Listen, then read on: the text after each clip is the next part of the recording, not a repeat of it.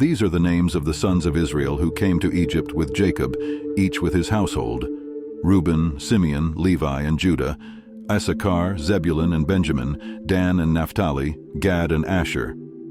All the descendants of Jacob were 70 persons. Joseph was already in Egypt. Then Joseph died, and all his brothers and all that generation. But the people of Israel were fruitful and increased greatly. They multiplied and grew exceedingly strong, so that the land was filled with them. Now there arose a new king over Egypt, who did not know Joseph. And he said to his people, "Behold, the people of Israel are too many and too mighty for us.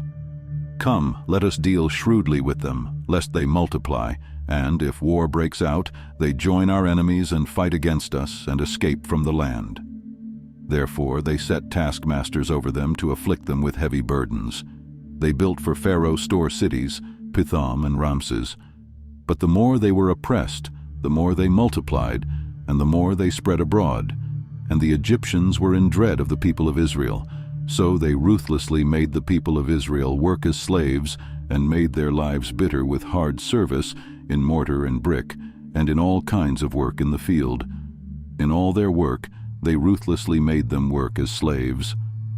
Then the king of Egypt said to the Hebrew midwives, one of whom was named Shiphrah, and the other Puah, "When you serve as midwife to the Hebrew women and see them on the birth stool, if it is a son, you shall kill him, but if it is a daughter, she shall live." But the midwives feared God and did not do as the king of Egypt commanded them, but let the male children live. So the king of Egypt called the midwives and said to them, "Why have you done this, and let the male children live?"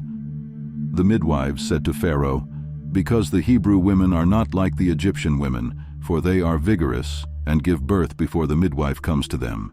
So God dealt well with the midwives, and the people multiplied and grew very strong.